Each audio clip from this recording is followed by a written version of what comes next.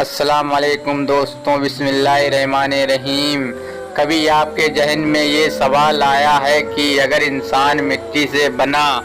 ہے، فرشتے نور سے، جن آگ سے، تو یہ جان کر یعنی کتے، بلی، مچھلیاں اور باقی مخلوقات کو اللہ تعالیٰ نے کن چیزوں سے بنایا؟ کہا جاتا ہے کہ ایک بلی اگر خود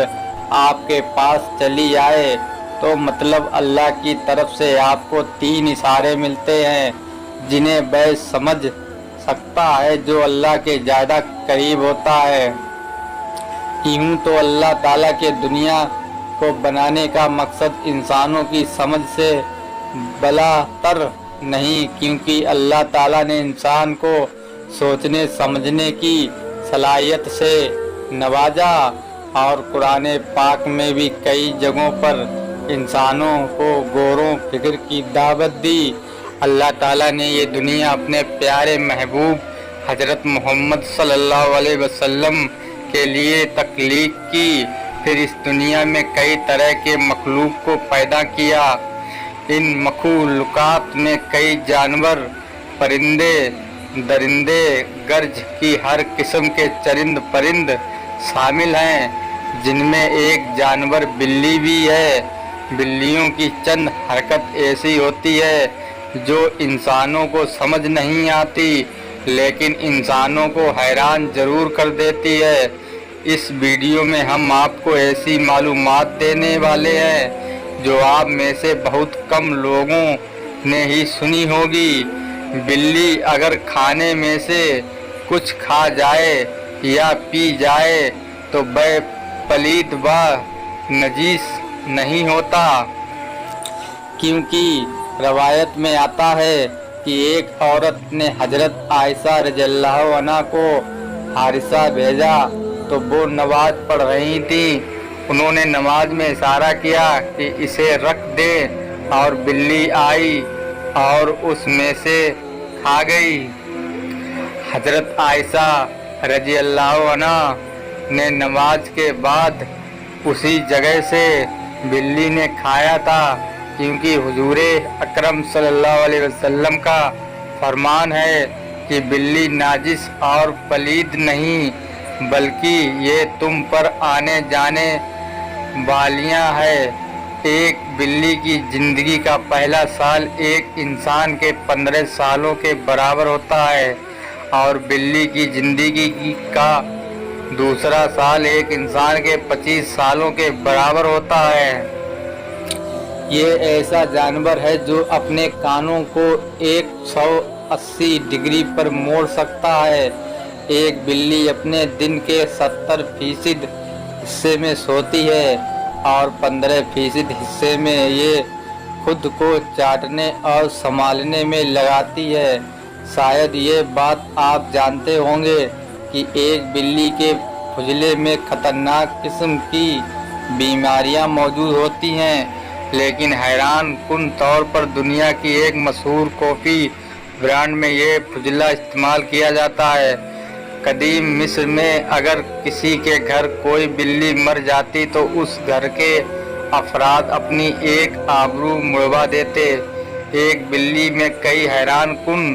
خصوصیات اور بھی ہیں، لیکن آج ہماری ویڈیو کا مقصد اس وجہ کو تلاش کرنا ہے جس میں بلیوں کے بارے میں سوال کیا جاتا ہے کہ عید الاضحیٰ کے روز بلیاں کہاں غائب ہو جاتی ہیں۔ عید الاضحیٰ کے روز بلیوں کے غائب ہونے کے پیچھے کون سا راز پوشیدہ ہے؟ ہم بچپن میں ایک بات کیا کرتے تھے کہ بلیاں بھی حج پر جاتی ہیں، لیکن ہمارے بڑے بزرگ اس بارے میں مخالف رائے دیتے ہیں۔ ہم انہیں باتوں سے یہ معلوم کریں گے کہ عید الاضحیٰ کے روز بلیاں اچانک کہاں غائب ہو جاتی ہیں۔ اس حوالے سے کئی سوالات اور پیدا ہوں گے، اور ان میں سے اس حوالے سے جڑے کئی سارے افسانے بھی ہیں۔ کئی روایت میں بلیوں کے غائب ہونے کے پیچھے کئی اہم وجوہات ہوتی ہیں، اور ان میں سب سے اہم وجہ یہ ہے بتائی جاتی ہے کہ بلیاں اس دن سب سے گندی جگہوں پر جاتی ہیں جہاں ان کے لیے بہت سارا گوشت پڑا ملتا ہے، جو عید کے روز قربانی کے بعد اس جانور کی باقیات کی شروعات میں ان کو مل جاتا ہے، جنہیں لوگ گند کے طور پر پھینک دیتے ہیں۔ اسلامی تعلیمات میں عید الاضحیٰ کی صبح بلیوں کے غائب ہونے کی کئی وجوہات بیان کی گئی ہیں۔ خاص طور پر جس وقت قربانی کی جاتی ہے تو تب یہ بلیاں آپ کو اپنے عیدے گرد نظر نہیں آئیں گی، جس کی وجہ سے کئی لوگوں کے ذہنوں میں یہی خیال آتا ہے کہ ایسا کیوں ہوتا ہے اور بلیاں اچانک کہاں چلی جاتی ہیں۔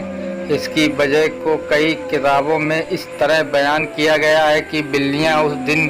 ان جگہوں پر جاتی ہیں جہاں قربانی کے جانوروں کا گوشت، چربی اور کھال کو گرایا جاتا ہے۔ یہ وہ ایک وجہ ہے جسے کئی کتابوں میں لکھا گیا، لیکن اس کی ایک اور وجہ بھی بتائی گئی ہے، اور وہ یہ ہے کہ ایک بلی خون دیکھ کر ڈر جاتی ہے، اور عید الاضحیٰ کے روز ہر جگہ جانوروں کا خون نظر آتا ہے، جو ان بلیوں کو خوف زدہ کر کے انہیں وہاں سے جانے پر مجبور کر دیتا ہے۔ کئی لوگ یہ بھی کہتے ہیں کہ عید الاضحیٰ کے روز بلیوں کے غائب ہونے کی اصل وجہ کے پیچھے وہ زبردست حکمت ہے جس کا علم صرف ایک اللہ کو معلوم ہے۔ اس بارے میں کئی وجوہات موجود ہیں جن کے بارے میں ہم نے آپ کو بتایا کہ بلیاں عید الاضحیٰ کے روز کہاں اور کیوں غائب ہو جاتی ہیں، جو واقعی میں ایک حیران کن بات ہے اور جس کے بارے میں توجہ ہی نہیں دی۔ لیکن اس کے بارے میں ایک وجہ ایسی بھی ہے جس کے بارے میں سوچا جا سکتا ہے کہ عید الاضحیٰ کے روز قربانی کے وقت فرشتے حاضری دیتے ہیں،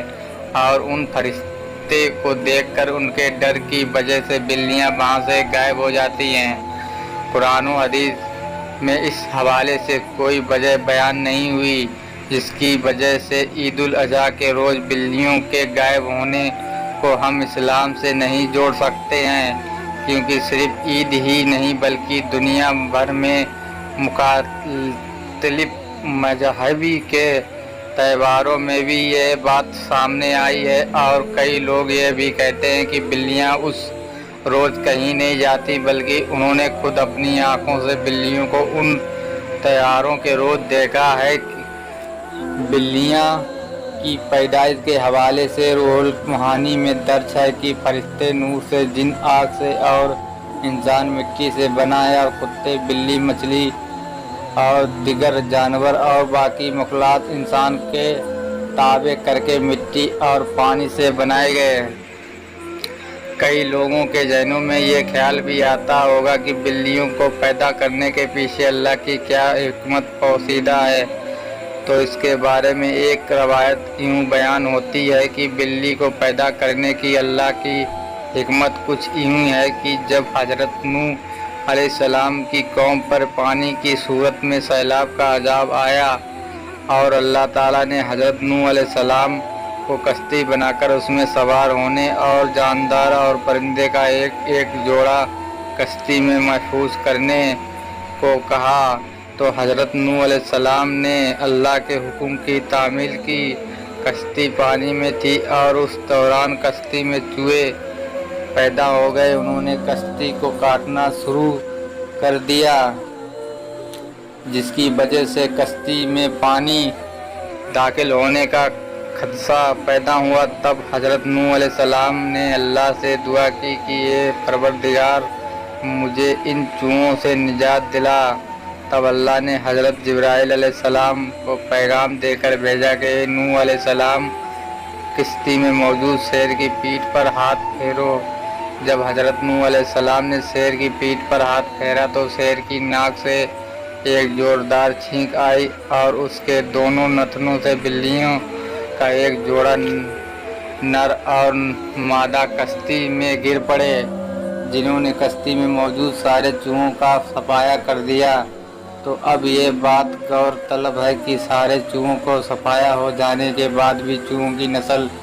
دنیا میں کیسے باقی رہی؟ تو ممکن ہے کہ سیلاب کے بعد بلی کے نتنوں سے بجریا چھینک گئے چوہے بھی باہر نکلوا لیے ہوں۔ اس کے بارے میں اللہ بہتر جانتا ہے۔ اگر بات کی جائے بلیوں کو گھر میں پالنے کی تو فقہا کا کہنا کہ بلیاں گھر میں پالی جا سکتی ہیں، کیونکہ بلیاں موذی جانور نہیں اور نہ ہی ناجس، بلکہ بلیاں پالنا فائدہ مند ہے، کیونکہ یہ گھر میں پیدا ہونے کیڑے مکوڑے اور سانپ چوہوں کو کھا جاتی ہیں، اور نجس اس لیے نہیں کہ حدیث میں نبی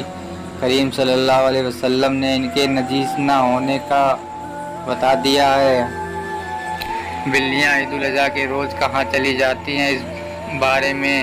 آپ کی کیا رائے ہے؟ کمنٹ میں